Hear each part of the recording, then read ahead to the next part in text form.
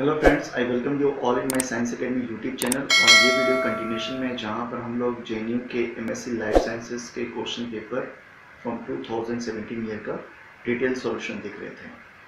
तो यहाँ पर इसके ऊपर मैंने ऑलरेडी 3 वीडियोस बना दिया है, जिस पर मैंने पार्ट ए, पार्ट बी और के 2 वीडियोस और पार्ट ए के ऊपर 1 वीडियोस बनाया हुआ है, जिसका लिंक यहाँ पर आई सिंबल में इस वीडियो के ऊपर आ रहा होगा, वहाँ से क्लिक करके देख सकते हैं। लिंक मैं डिस्क्रिप्शन बॉक्स में डाल दूँगा, वहाँ से जाकर देख सकते हैं। तो आज लास्ट वीडियो होगा, 4th वीडियो, ये लास्ट वीडियो होगा जिसमें मैं बी पार्ट के बचे हुए क्वेश्चन को सॉल्व करूँगा। तो चलिए शुरू करते हैं आज का ये session. Which of the following is most effective in reducing hypertension. तो हाइपरटेंशन का मतलब क्या है? High blood pressure. Blood pressure, तो हाई ब्लड प्रेशर ये तब होगा जब ब्लड वॉल्यूम इंक्रीज करेगा। ब्लड वॉल्यूम क्या हो जाए? इंक्रीज कर जाए। तो हम लोग ऐसा ड्रग को यूज कर सकते हैं जिसकी वजह से ब्लड वॉल्यूम डिक्रीज हो जाए, यानी इसमें जो ब्लड में वाटर है उस वाटर को अगर हम लोग एक्सट्रैक्ट कर ले किडनी के थ्रू यूरिन फॉर्मेशन में, तो वो क्या करेगा? ब्लड प्रेशर को रिड्यूस कर देगा। या फिर दूसरा तरीका ये है कि ब्लड हार्ट बीट को डिक्रीज कर दिया जाए।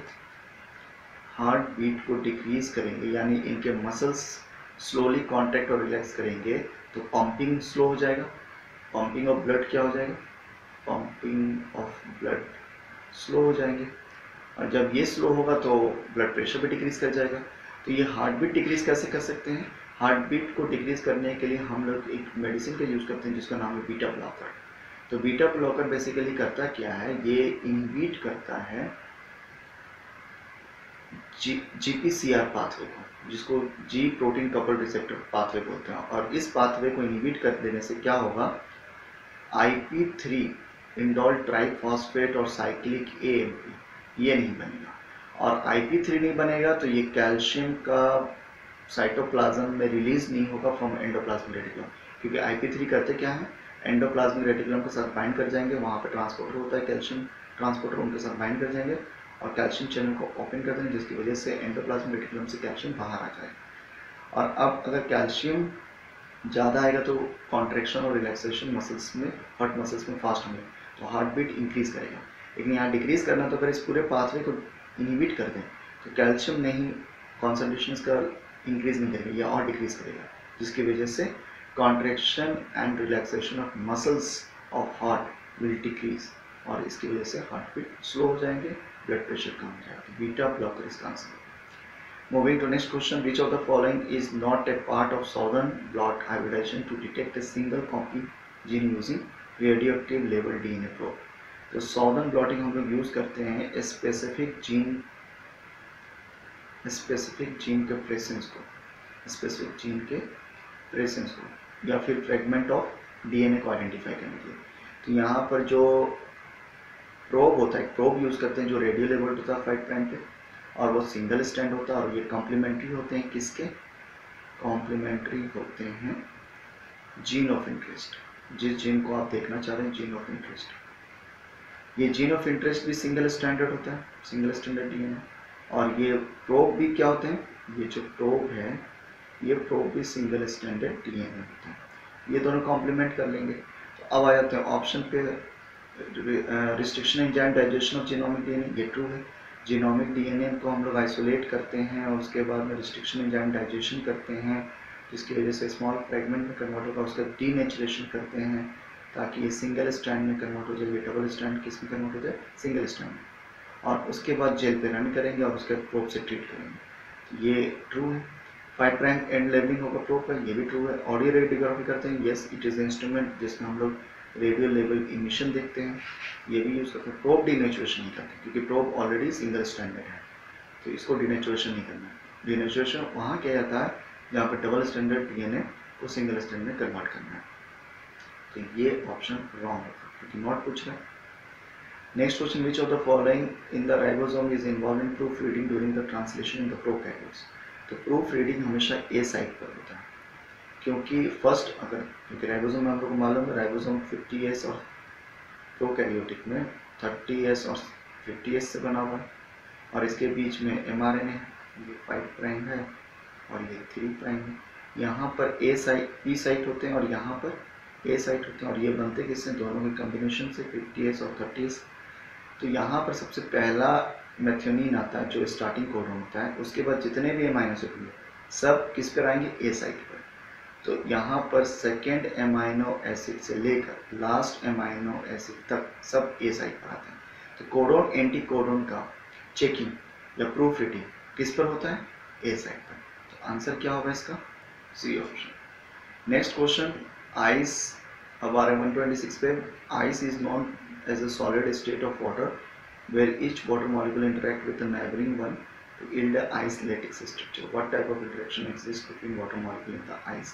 तो water molecule एक solid like structure form करता है और इसमें हाइड्रोजन बॉन्ड मैक्सिमम होते हैं। तो आंसर होगा B option. Next question, which of the following is correct expression of Henderson Hasselbalch equation. तो यहाँ पे pH is equal to pKa plus log of salt by acid, ये होता है, answer will be A. Next question, which of the following statement about ATP is correct. ATP can diffuse through the cell membrane, wrong है, क्योंकि ATP पे negative charge होता है phosphate की वजह से, ये सेल मेम्ब्रेन से बाहर नहीं जा सकते हैं, क्योंकि सेल मेम्ब्रेन से वही मॉलिक्यूल बाहर जा सकते जिसके लिए स्पेसिफिक ट्रांसपोर्टर हो या लिपिड या हाइड्रोफोबिक मॉलिक्यूल्स हो। तो इनके स्पेसिफिक ट्रांसपोर्टर भी नहीं होता और ये हाइड्रोफोबिक नहीं है, तो ये नहीं पास कर पाएंगे। ATP is considered a low energy phosphate compound, नहीं, ये हाई एनर्जी फॉस्फेट। एक फॉस्फोडाइस्टर बॉन्ड फॉस्फोएनाइड बॉन्ड जब ब्रेक करता है तो 33.5 किलो जूल पर मोल एनर्जी रिलीज होता है। Next, ATP is present in high concentration in the cell, नहीं, ये कोई जोर ही नहीं है, क्योंकि अगर ये बहुत ज़्यादा हाई कॉन्सेंट्रेशन में प्रेजेंट होगा तो ये ग्लाइकोलाइसिस और टीसी साइकिल करने की जरूरत नहीं है, तो ये लिमिटेड अमाउंट में प्रेजेंट होते हैं।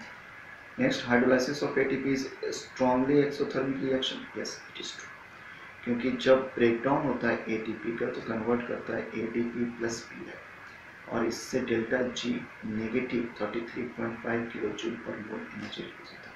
तो huge exothermic reaction, negative exothermic, D option correct है। Next question, which of the following statement about acid and base is correct. At pH below pKa, more than 50% of weak acid are present in a dissociated form, नहीं, ये wrong है। देखिए pKa पर क्या होता है, pKa is that particular condition at which acid will remain in this form, COOH 50% और COO minus 50%, यानी एसिड और बेस के फॉर्म में कंजुगेटेड बेस में 50-50% रहता है एट pKa। जैसे pKa वैल्यू सपोज यहाँ पे pH 4 है तो 4 पे इस तरह का रहेगा, लेकिन 4 से अगर आगे की तरफ जाए, जैसे 6 जाए आगे की तरफ pH, तो यहाँ पर ये अब क्या होगा, COO माइनस COOH 0 हो जाएगा 0% और सारा का सारा एक ही फॉर्म में कन्वर्ट कर जाएगा COO माइनस 100%। तो अगर pKa के आगे जाए तो 100% में कंजुगेटेड बेस होगा और इससे पीछे आए जैसे 2 तो ये सारा का सारा 100% इस वाले फॉर्म में रहेगा, यहाँ पर COO 0% रहेगा। इसका मतलब है एसिड फॉर्म में रहेंगे मैक्सिमम। तो यहाँ पे बोल रहा है कि pH value above it pK, more than 50% of weak acid will be present in dissociated state, yes it is true, क्योंकि मोर देन pK वैल्यू 6 पे पूछ रहा तो मोर देन डिसोसिएटेड फॉर्म में रहेगा, डिसोसिएटेड फॉर्म ये है, आंसर इसका भी करेक्ट होगा। Next question, which of the following is correct about having double lipid bilayer around mitochondria. तो माइटोकॉन्ड्रिया में डबल बाइलेयर स्ट्रक्चर होता है, एक तो आउटर मेम्ब्रेन होता है फिर एक इनर होते हैं। तो वो किस लिए होते हैं, क्योंकि यहाँ पर H+ को पंप किया जाता है, कहाँ से, मैट्रिक्स से। सपोज यहाँ से H+ को पंप कहाँ किया जाता है, इंटरमेम्ब्रेन स्पेस में, तो यहाँ पर। तो अगर ये वाला बाहर वाला मेम्ब्रेन नहीं होगा तो ये तो साइटोप्लाज्म में डेसिकेट कर देंगे, वहाँ पर चले जाएंगे, डाइल्यूट हो जाएंगे। तो ये अवॉइड करने के लिए एक बाहर से और लेयर लगाएगा और H+ आउटर मेम्ब्रेन को क्रॉस नहीं कर सकता। तो यहाँ पर आंसर क्या होगा, टू मेंटेन इलेक्ट्रोकेमिकल ग्रेडियंट या फिर H+ का concentration, to maintain proton gradient, yes H+ से ग्रेडियंट बनेगा। तो आंसर होगा इसका डी। तो बस यही, यहाँ तक बायोलॉजी के क्वेश्चन मैंने सारे सॉल्व कर दिए हैं JNU लाइफ साइंसेज 2017 के क्वेश्चन पेपर से। होप सो कि ये चारों वीडियो आपको हेल्प करेगी आपके जेन्युइन एंट्रेंस एग्जामिनेशन की प्रिपरेशन में। और इस वीडियो को ज़्यादा से ज़्यादा लाइक कीजिए, अपने दोस्तों के साथ शेयर कीजिए, और अगर मेरे यूट्यूब चैनल को अभी तक सब्सक्राइब नहीं किया तो सब्सक्राइब कर लीजिए ताकि आपको इस तरह की वीडियोज़ की नोटिफिकेशन मिलता रहे। मिलते हैं नेक्स्ट वीडियो में किसी और सब्जेक्ट के क्वेश्चन पेपर के सॉल्यूशन के साथ। तब तक के लिए take care, bye bye, thanks a lot for watching.